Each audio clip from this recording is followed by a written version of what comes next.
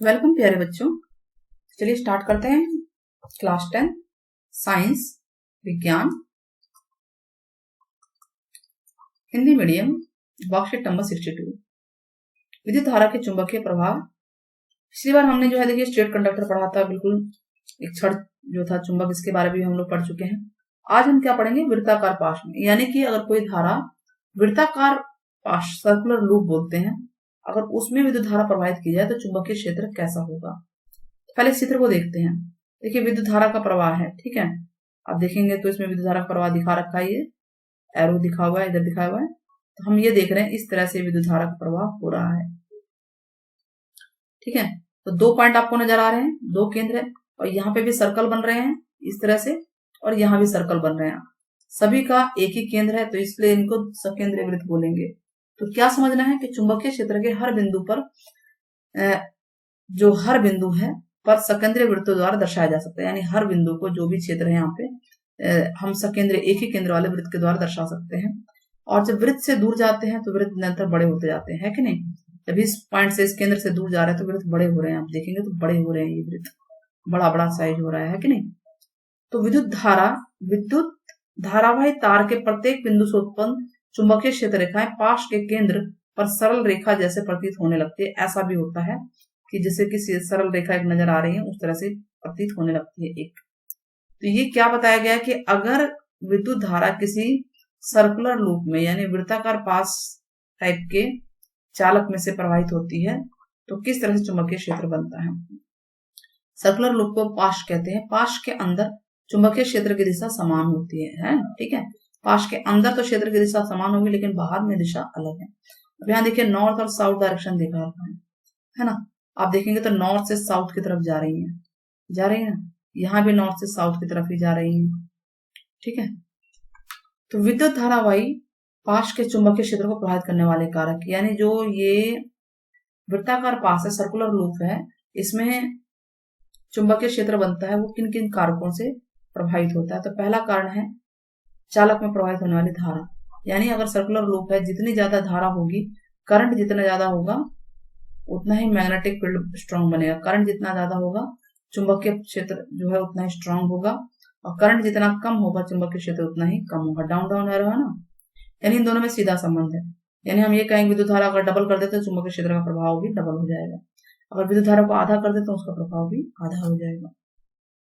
चुंबकीय क्षेत्र और चालक की दूरी, इन दोनों में विपरीत संबंध है, 1 बटा लिखा है ना, यानी चालक की दूरी जितनी कम होगी चुंबकीय क्षेत्र उतना ही बड़ा होगा, और चालक से जितनी दूरी पे होगी कोई चीज चुंबकीय क्षेत्र उतना ही कमजोर होगा।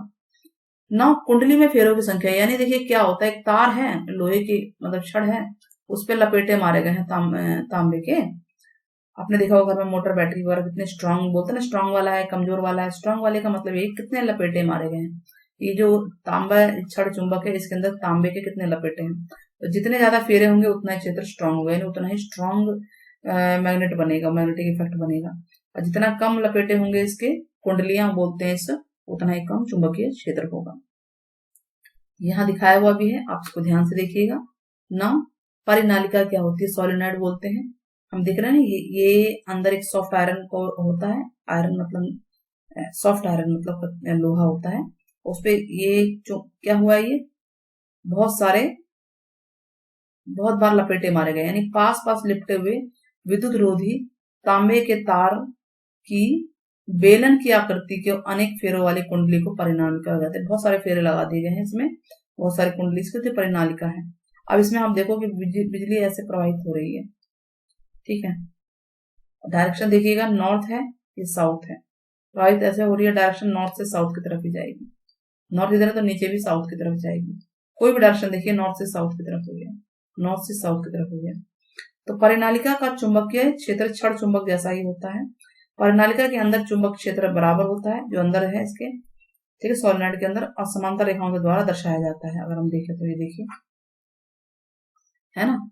तो अंदर क्या है, एक स्टील की छड़ चुंबक है, और उसके ऊपर जो है या लोहे की। तो दिशा बात करते हैं, चुंबकीय क्षेत्र की दिशा क्या होगी। परिनालिका के बाहर तो उत्तर से दक्षिण की तरफ जाएंगे, यानी देखिए बाहर जो है ये नॉर्थ से साउथ में जा रहे हैं, और उसके अंदर की तरफ क्या होगी, दक्षिण से उत्तर की तरफ उल्टा होगा, ठीक है। अच्छा, परिनालिका का उपयोग क्या है? किसी भी चुंबकीय पदार्थ है, जैसे नरम लोहा है, उसको चुंबक बनाने में हम यूज कर सकते हैं। नरम लोहा को लिया, उसके ऊपर तांबे के लपेटे लगा दी गए। अच्छा, विद्युत चुंबक में और स्थायी चुंबक में अंतर क्या है? बार मैग्नेट में देखिए, ये तो अस्थायी चुंबक है विद्युत चुंबक, क्योंकि जब तक विद्युत रहेगी, जब तक ये चुंबक का प्रभाव रहेगा, जैसे ही बिजली बंद कर जाए तो चुंबक का प्रभाव भी खत्म हो जाएगा। लेकिन स्थायी चुंबक, तो इसका प्रभाव खत्म करना बहुत मुश्किल होता है, आसानी से खत्म नहीं कर सकते। इसकी शक्ति बदल सकते हैं। हमने पढ़ा ना ऊपर सिचुएशन कि कितने कारकों पर डिपेंड है। विद्युत धारा पे है, शक्ति बदल जाएगी, धारा बढ़ गई तो विद्युत क्षेत्र भी बढ़ गया ना। चालक से है और फेरों से है, तो इन सब 3 कारणों की वजह से जो है इसकी शक्ति जो है विद्युत चुंबक की बहुत मतलब हैवी पावर वाला भी हो सकता है, शक्तिशाली भी और कमजोर भी, वो उन कारकों के ऊपर डिपेंड करता है। लेकिन स्थायी चुंबक की शक्ति निश्चित होती है, ये बदली नहीं जाती है। इसके ध्रुव बदलते रहते हैं, नॉर्थ साउथ, साउथ नॉर्थ बदलते रहते हैं, ठीक है। लेकिन इसकी ध्रुवता नहीं बदलती, जो नॉर्थ पोल है वो नॉर्थ ही रहता है, साउथ पोल साउथ ही रहता है। ये अधिक शक्तिशाली होते हैं और ये कम शक्तिशाली होते हैं। ये कमजोर चुंबक होते हैं, वीक मैग्नेट बोलते हैं, और उन्हें स्ट्रॉन्ग मैग्नेट बोलते हैं। चलिए पहला क्वेश्चन करते हैं। पहला क्वेश्चन क्या है? विद्युत धारावाही वृत्ताकार पाश के चुंबक को प्रभावित करने वाले कारक। हमें यही बताना है बस, चुंबकीय क्षेत्र को प्रभावित करने वाले कारक कौन कौन से कारक पढ़े थे हमने? 3 कारक हमने मेन पढ़े थे। तो इन 3 कारकों को आपको ध्यान रखना है कि 3 कारक कौन से हैं जो हमने यहाँ पे पढ़ा था, उसी को आपको यहाँ पे लिखना है, ठीक है। इसको मैंने इरेज कर दिया है। तो कौन कौन से 3 कारक थे? तो आप ये क्वेश्चन नंबर 1 में आप करेंगे इसे, यहां से ये 3 कारक लिख लेंगे, ठीक है। क्लियर हो गया? क्वेश्चन नंबर 2, परिनालिका का कहा है? क्वेश्चन नंबर 2 नीचे है ना, और नीचे चलते हैं। मेज के तल पर पड़े तार के वृत्ताकार पाश, यानी बिल्कुल वृत्ताकार पाश, सर्कुलर लूप बना हुआ है। विचार करते हैं। चलिए मान लेते हैं इस पाश में दक्षिण वर्त विद्युत धारा प्रवाहित हो रही है, ठीक है। यानी दक्षिण हाथ का नियम हुए, राइट हैंड थंब रूल नियम को लागू करके पाश के भीतर और बाहर चुंबकीय क्षेत्र की दिशा बतानी है। चलिए इसको हम चित्र के द्वारा समझते हैं।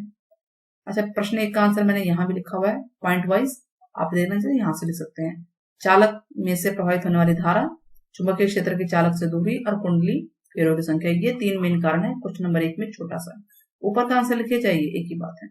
क्वेश्चन नंबर 2, नीचे दिए गए चित्र में हमने ये तो किया था ना कि विद्युत धारा की दिशा क्या है? घड़ी की दिशा में। आप देखिए घड़ी की दिशा में ये धारा ऐसे जा रही है, घड़ी भी तो ऐसे ही चलती है ना, घड़ी की दिशा में है,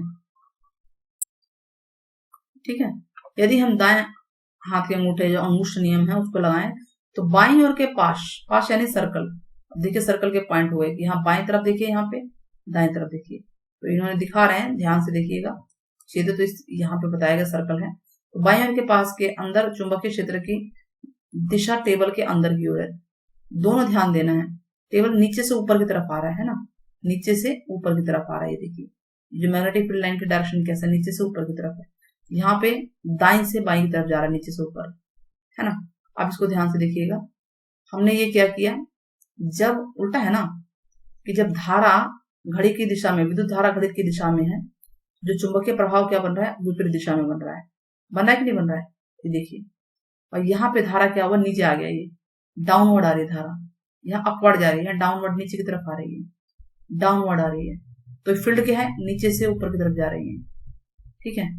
यहाँ ध्यान देना है, वो क्लॉकवाइज था, ये एंटी क्लॉकवाइज हो गया। या आप इसको ध्यान रखना कि फील्ड लाइन ये ऊपर की तरफ जा रही है और इसमें फील्ड लाइंस नीचे की तरफ आ रही है। चुंबकीय क्षेत्र की दिशा नीचे से ऊपर की तरफ आ रही है, और यही सब यहाँ पे लिखा हुआ है। चलिए क्वेश्चन नंबर 3 देखते हैं। विद्युत चुंबक क्या है और कैसे बनाया जाता है? विद्युत चुंबक विद्युत धारा के प्रभाव से तैयार चुंबक को विद्युत चुंबक कहते हैं। एक सॉफ्ट लोहा लो, ठीक है, लोहे की छड़ पर तांबे की तार को लपेटकर उसमें विद्युत धारा प्रवाहित कर दीजिए और विद्युत चुंबक बन गया, ठीक है। अगर ये आप ट्राई मत कीजिएगा इस तरह से, क्योंकि ये काफी, ठीक है, तो किसी की देखरेख में, वैसे भी लैब में इसको या अपने टीचर्स की देखरेख में ही करना चाहिए। परिनालिका क्या होती है? और परिनालिका में एक समान चुंबकीय क्षेत्र कहाँ होता है? एक समान, ठीक है। परिनालिका का आंसर तो हमारे पास ये रहा, पास पास लिपटे हुए हैं, विद्युत रोधी तांबे की बेलन जैसे आकृति बन जाती है, काफी सारे कुंडलियों के फेरे लगते हैं, इसे परिनालिका कहते हैं। क्वेश्चन नंबर 4, अब आगे क्या बोला गया उसके अंदर? एक समान चुंबकीय क्षेत्र कहाँ होता है? तो हमने ये पढ़ा था, परिनालिका के अंदर जो चुंबकीय क्षेत्र होता है वो एक समान होता है। तो क्वेश्चन नंबर 4 में आप इसको भी लिखेंगे, 2 पार्ट पूछे गए हैं ना, क्वेश्चन नंबर 5, विद्युत चुंबक और स्थायी चुंबक में क्या अंतर है? तो आप अंतर को पूरे को बता देंगे, तो इस दोनों में अंतर क्वेश्चन नंबर 5 का पाएगा कि विद्युत चुंबक स्थायी चुंबक में अंतर है। इस तरह से हमने ये क्वेश्चन कर लिया है। तो आप बताइएगा कि प्रणालिका के अंदर चुंबकीय क्षेत्र की दिशा किस ओर होती है? कमेंट बॉक्स में जरूर बताइएगा। प्रणालिका के अंदर चुंबकीय क्षेत्र की दिशा किस ओर होती है? नॉर्थ से साउथ या साउथ से नॉर्थ? दो ऑप्शन है, दोनों में से कोई भी एक ऑप्शन बताइएगा। आपके कमेंट का इंतजार रहेगा। टेक केयर, बाय बाय बच्चों। सब्सक्राइब शेयर प्लीज बनता है ना। वीडियोस पसंद आती है तो जरूर कीजिएगा शेयर और सब्सक्राइब।